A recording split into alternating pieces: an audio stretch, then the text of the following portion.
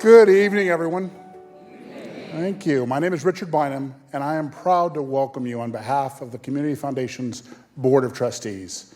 I've served as a trustee for the past 3 years, and one of my favorite things about the foundation is the connection that the foundation allows me to understand what's going on in our region, be it the District, Virginia, Prince George's County, or Montgomery County.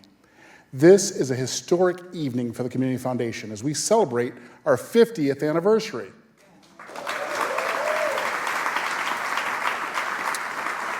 We are thrilled to come together this evening to celebrate what makes our Community Foundation and our region truly remarkable. The people and the partners who've done so much to support and strengthen our community through time. As a Community Foundation donor or partner, you're part of the community of changemakers, which has invested nearly $1.7 billion in this region. Give yourselves a round of applause for that. Truly, truly remarkable. We are honored to be a trusted advisor and a steward to the generous individuals, families, and businesses from across the region who rely on the Community Foundation to effectively manage their charitable resources and guide this region's philanthropic response to community needs. Last year, the Community Foundation and our donors granted out more than $92 million to thousands of not-for-profit organizations serving the greater Washington community and beyond. And this is a true testament to the generosity and the commitment of our community givers, and we think it's worth celebrating. Now it's my pleasure to introduce the Community Foundation's President and CEO, Tonia Wellons.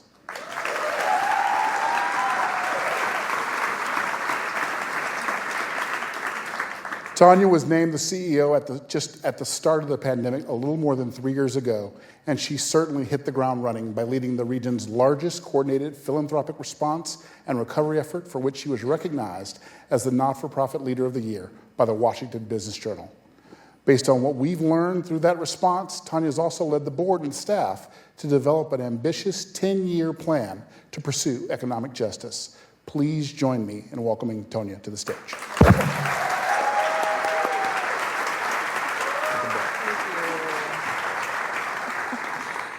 Wow. Thank you, Richard, for those lovely remarks and for the lovely introduction and for your service to our Community Foundation. History, hope, healing. This is the theme of our 50th anniversary celebration. A look back at our past and all of the incredible people who have come to know, love, commit to, and invest deeply in this community.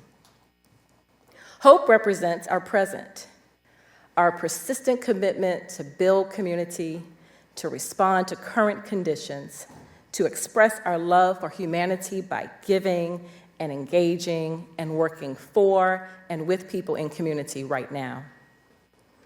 And healing for us represents a future of repair, of respite, of restoration. It represents our commitment to fulfilling the tenets of a democracy not even intended for many who continue to fight for it.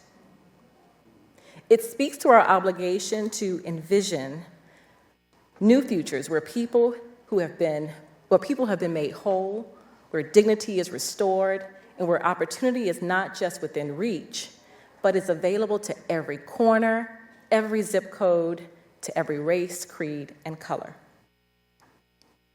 Welcome to our 50th anniversary celebration.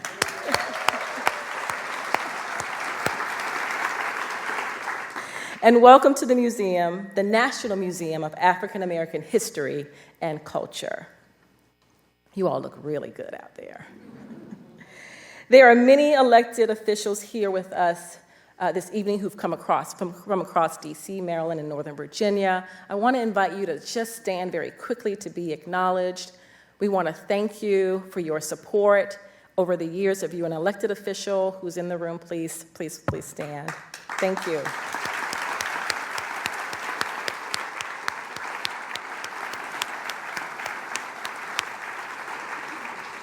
If you are a former trustee, a former staff, a fund holder, a nonprofit leader, and a partner, that should include everybody in here, just wave your hand. Thank you for joining us this evening. Really appreciate it. We also received proclamations from Mayor Bowser, a joint proclamation from the Montgomery County Executive and Council, a joint proclamation from Prince George's County Council, and special notes of congratulations from the Governor of Virginia, from senators from Maryland and Virginia, plus a joint congressional resolution from including Congresswoman Eleanor Holmes Norton. It's very, very awesome. Our dear friend, Representative Jamie Raskin, sent a video that we got to view earlier. He is recovering from completing chemotherapy, and we wish him really, really good health and recovery. I want to say a special thank you to our community champions and corporate event sponsors for their support of the Community Foundation. It is because of their generosity that we've raised over $1 million to support our foundation and our vision for a more racially equitable, just, and thriving Greater Washington where everyone prospers. I want to specifically highlight our 50th anniversary Circle, Brown Advisory, Earth Landing, and the Cliff and Debbie White Family Foundation.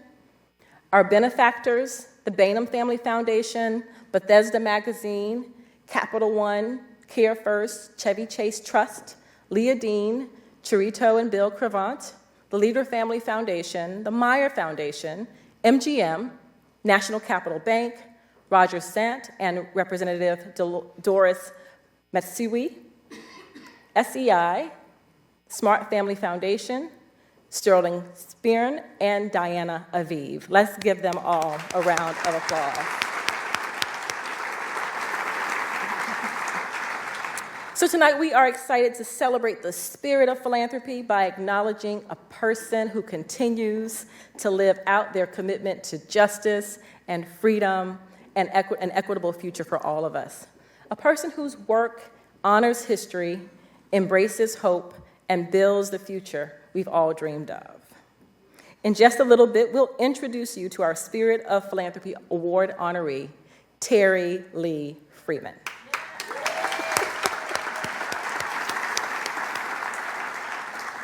Terry is the first Black woman and the longest-serving CEO of the Greater Washington Community Foundation. Terry's visionary leadership and trailblazing work certainly impacted all of us and has inspired us all. I also want to highlight the many ways that I see the spirit of philanthropy at work every day in our community through the actions of our trustees, our volunteers and donors, partners who've collectively helped us unleash the power of $1.7 billion in investments since 1973. The Community Foundation was founded against the backdrop of the Civil Rights Movement as the District Home Rule Act was signed into law. These events inspired a group of prominent business and civic leaders to establish a public charity, a small public charity, with broad interest to promote a permanent source of philanthropic capital for the Washington metropolitan region. Many of our original founding trustees were part of the civil rights movement, both locally and nationally, including the co-founder of the Duke Ellington School of the Arts, a member of the first elected D.C. Council, and a Justice Department lawyer who worked on the Civil Rights Act. With initial seed funding from the Meyer Foundation and the Morris and Gwendolyn Cafritz Foundation, amongst other funders, our founders' vision for the Community Foundation continues to be carried out by the volunteers, the donors, and the partners who have come to help this organization grow to be the largest local funder in the entire region, dispersing over $80 million on average per year. We owe a huge debt of gratitude to the late Bob Lenos, who became chair.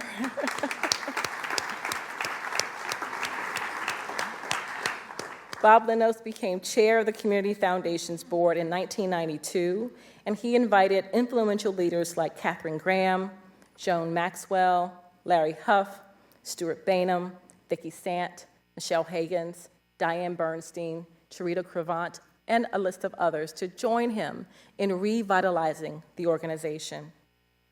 His leadership ushered in an unprecedented period of growth and achievement for the Community Foundation.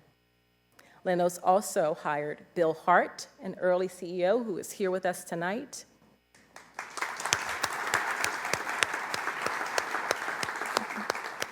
Bob Wellons also hired Terry Freeman. Over the last 5 decades, our community of givers has grown to include over 770 funds and nearly $500 million in assets under management. We've supported various interests of our donors, from memorial funds that honor the lives of loved ones to scholarships supporting students from across the region. We've been trusted to steward the legacy of many donors who choose us in their plans beyond their lifetime. And we are proud to have led or housed dozens of collaboratives that engage partners across multiple sectors and jurisdictions. Together with our donors and partners across the region, we've offered grants that have supported more than 23,000 nonprofits to help start or expand programs that improve the quality of life of our neighbors in the region. From our earliest grants for economic development projects in DC to our work today to close the racial wealth gap in our region. With Community Foundation support, more students are able to pursue their academic goals, more workers have been able to launch family-sustaining careers, more families can access enrichment programs and early child care, more individuals, youth, and families have stable housing. And more families are moving from crisis to stability. Our hope is to move them from stability to mobility, and ultimately that they'll have a real shot at thriving. Over the years, the Community Foundation has supported, launched, and incubated a range of organizations that enrich and strengthen our community.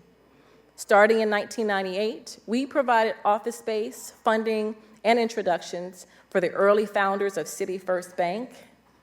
On other occasions, we shared our services with RAG, with VPP, with Act for Alexandria, with Generation Hope, with Diverse City Fund, and most recently, the Children's Opportunity Alliance in Montgomery County.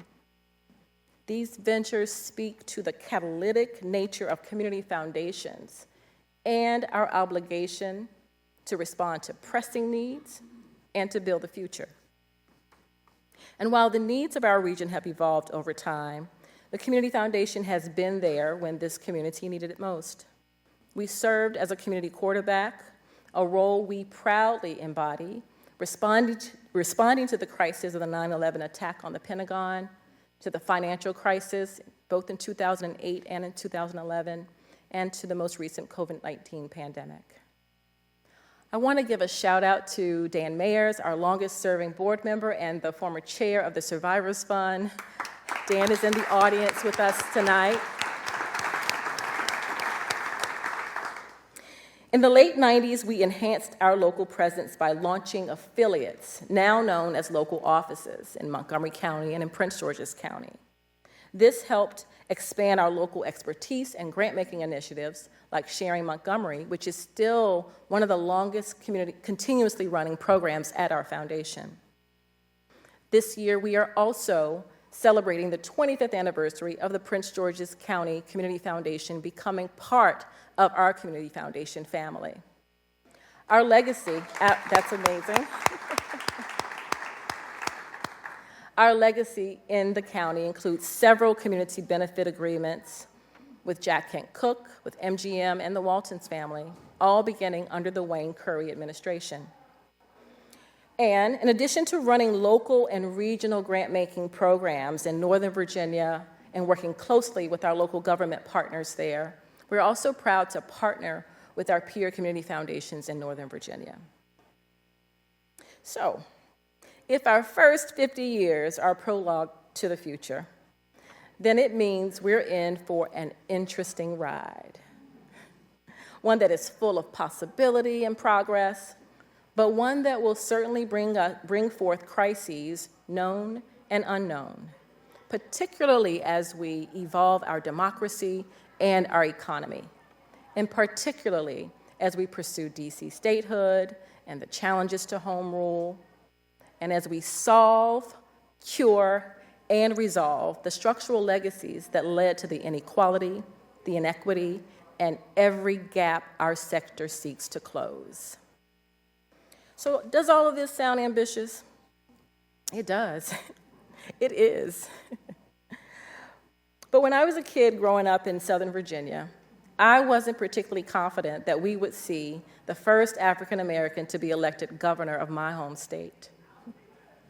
Nor was I fully confident in 1994 that South Africa would elect Nelson Mandela and that that country would execute one of the most successful transitions of power and truth and reconciliation processes the world has ever seen. I'm not sure I fully believed that we'd see the day where Barack Obama would become the first Black president of these United States.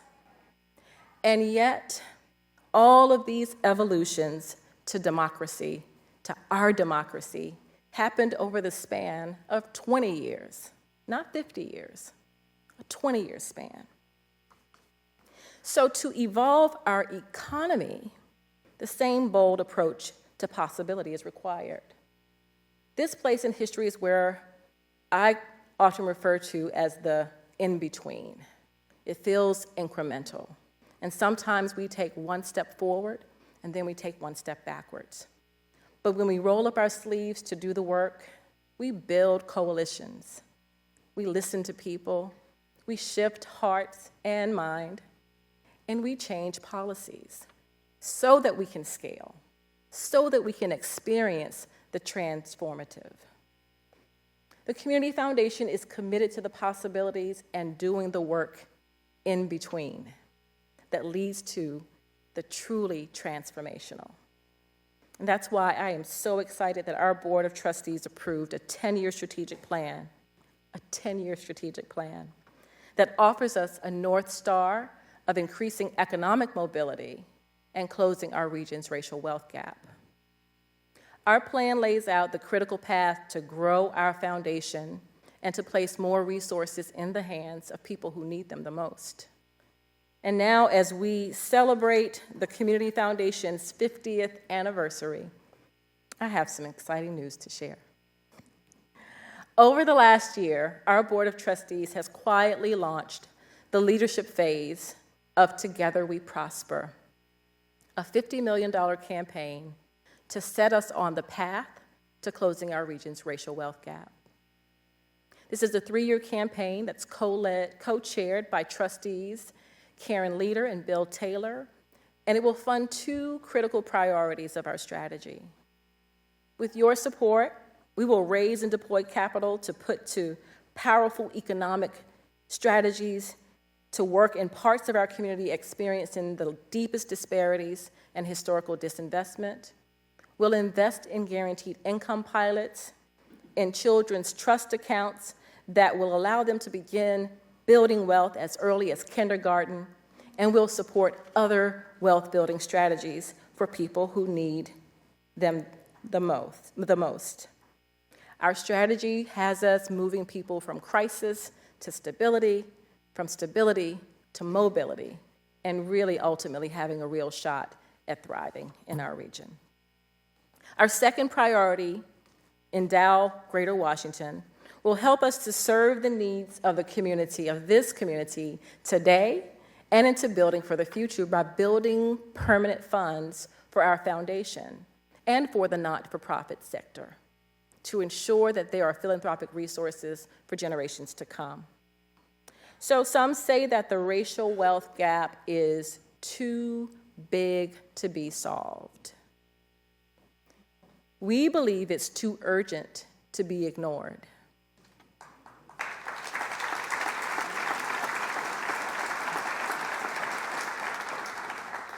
Again, if past is prologue to the future, we will achieve this goal, and we will continue to transform this democracy and our economy in all the ways that our founders and my ancestors faithfully imagined.